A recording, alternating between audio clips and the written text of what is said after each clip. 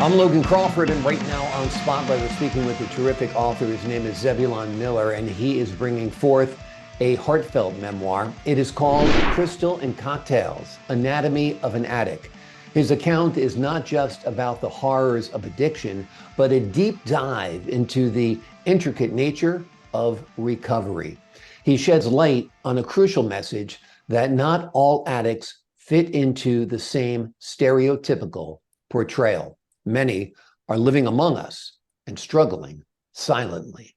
We're delighted to have this very talented author join us here today on Spotlight. We thank our team at Addict Publishing for helping us put him in the spotlight today. And we ask viewers like you to support writers like him by subscribing to our channel and by purchasing this very powerful book. Zeb, thanks so much for being our guest today on Spotlight. Thank you. You know, when people think of an addict, they think of like the old movie Lost Weekend, where the guy can't function, where he's hanging onto walls, where he's seeing pink elephants and having, for some people it is like that. Oh, yeah. Mm-hmm. It's total, but a lot of people are completely functional, but still alcoholics, or drug addicts, or whatever the case might be. Don't you think? Oh, yeah. That's absolutely true. Most people are like that. Yeah. And it's typically because usually the last two things to go, or the last thing that you would call that, makes somebody like a functional member of society or whatever, is their job. Yeah. Most people can find a way to hold on to their job until the very, very, very end, because the job gives you money, and money is what you need to be able to get whatever it is that you're addicted to. So yeah, Exactly. Typically people will be functional enough, they'll lose family, friends, and everything else, but they'll hold on to that job until the bitter end. Yeah, exactly. That's the final straw that breaks the camel's back. You lose your friends, you lose your wife, you lose your husband. You hang on to that job with all your might because, like you said, that's what sustains your habit and also keeps you functioning within society, keeping a roof over your head. Tell us a little bit about why you decided to write this powerful book.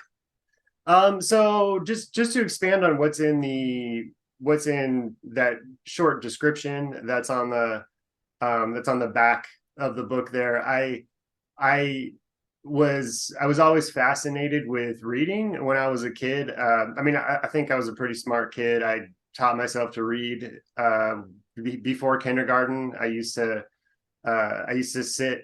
My dad used to sit in his chair and read these leather-bound Lewis L'Amour novels. He had this like membership where he'd get these in the mail, and I would sit there and kind of read over his shoulder and try to see how far down a page I could get before he'd flip the page. And so I started reading at a really young age, and I was fascinated with just with storytelling. I really liked the thing I like about reading is that you can kind of give people an indication of the story you're trying to tell, and then they can use their imagination to kind of create the story so that it fits in their mind and everything. That was really fascinating to me. But what I found when I finally started trying to write a book is it's got to be a topic or a subject that I was really passionate about, because there's from the time that I seriously started writing the book until I finished, it was about a 10-year period, which from what I understand is about right for a first-time author. And it has to be a subject that you're passionate about, because you have to be able to get through all those periods of negative self-talk when why am I spending so much time on this, and nobody's going to read this, and it's a waste. And so when I was in rehab, one of my counselors had told me that she said there was a lot of books about addiction, and I read 4 or 5 of them when in the process of writing my book as well. And she said there's a lot of books about addiction, but there's not a lot of books that talk about recovery. And if you could put together a book that speaks in length about the recovery process as well, that's something that the world really needs.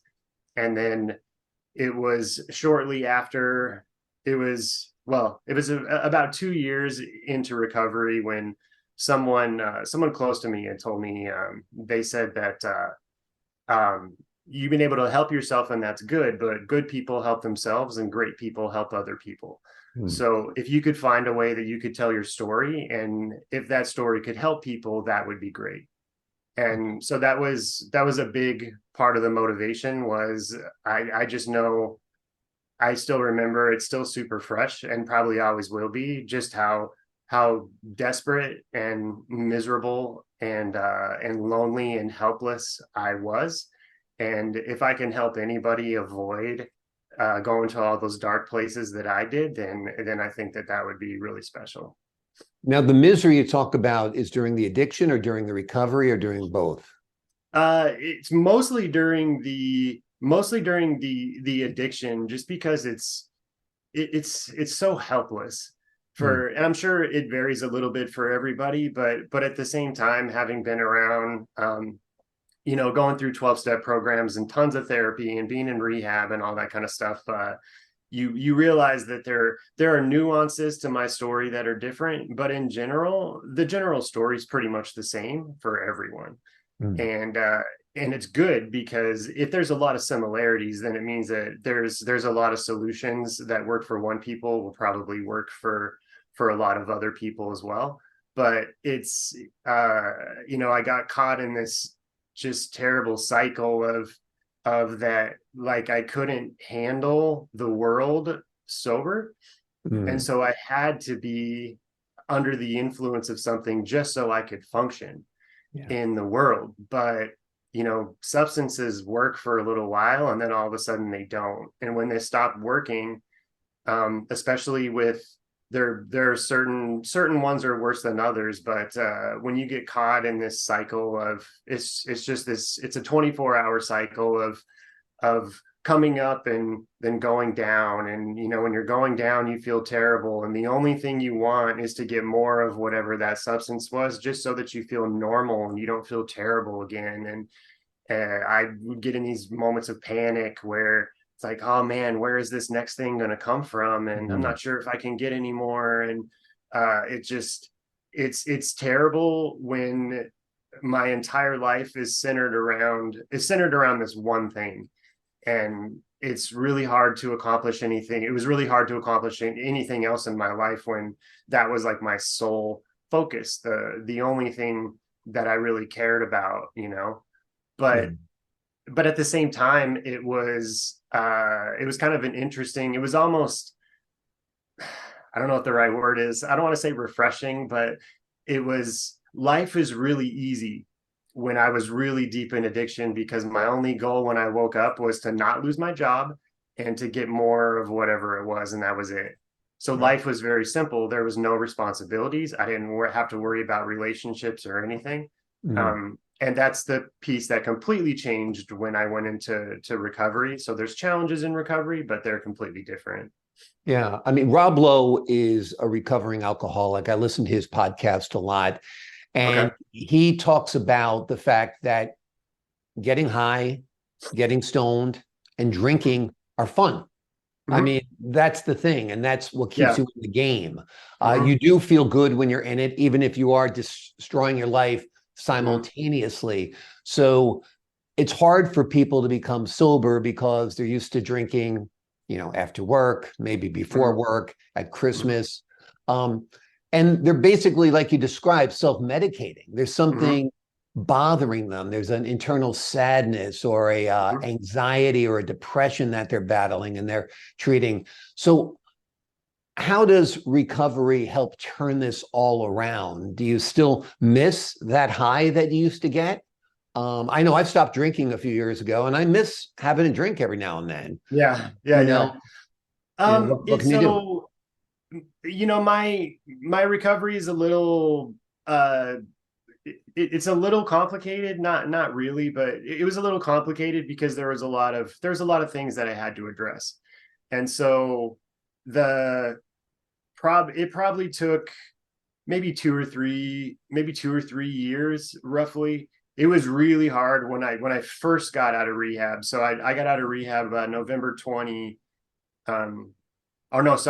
16th is when I got out of rehab. And then I immediately went to my parents' house for Christmas, whatever that would be, 10 days later, right? Or Right. not 9 days later. And for the longest time, I associated trips to my parents' house with stealing pills. And that was it. And that was all I thought about the entire ride out there. And Mm. so I was just in this panic.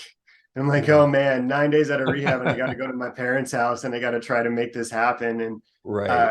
it was terrible. Like I had like a panic attack. I almost passed out. There was like this ringing in my ears when I'm sitting in the room with my family. I'm sure people were uncomfortable, but like I had to go outside and I had to call somebody because I was in such a panic, and talk to them, and it kind of calmed me down and sort of refocus and recenter or whatever. But it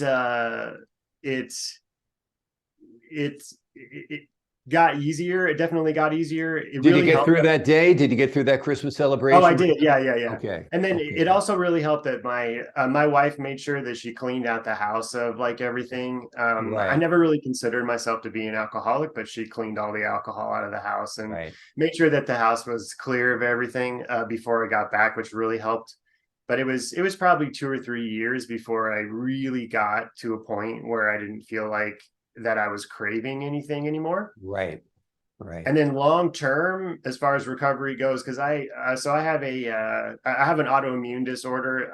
It's called ankylosing spondylitis, Mhm. and so it causes inflammation in the tissue in my spine, and then my body thinks it's diseased tissue, so it attacks itself. Right. And I'm like an inch and a half shorter now than I was 15 years ago, because my spine's like kind of slowly collapsing, and Uh, it causes a lot of pain. It causes daily chronic pain. It's the thing that wakes me up in the morning, and it's the reason that I can't wait to go to bed at night, because Right. I can escape from it for several hours. And you're Um, probably in a position where you can't take painkillers as a recovering addict, right? yeah. So I take it's called tramadol is what Mhm. I take. So it's a real low grade, and then I'm on an extended release, and it actually works really well because it's very low. It's a very low dose, and because Is it's it an extended opioid release, also?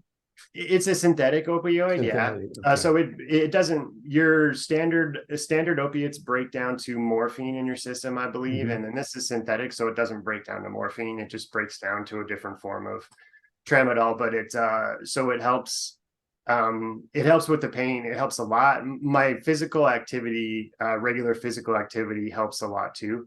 Yeah. But that was a little bit of a challenge as well, because I was just caught in this weird kind of catch-22 where I because I know what I was like without it. And I was in so much pain that I had about 4 good hours in the morning, and then I would spend the rest of the day just propped up in pillows in bed, just because I couldn't walk for more than maybe 10 or 15 minutes at a time. And Wow. it was really bad. And so it took a lot of kind of introspection and soul searching. And I eventually got to this point where I consider everything that I put in my body, no matter what it is. And then I think that everything that I put in my body has to have a purpose.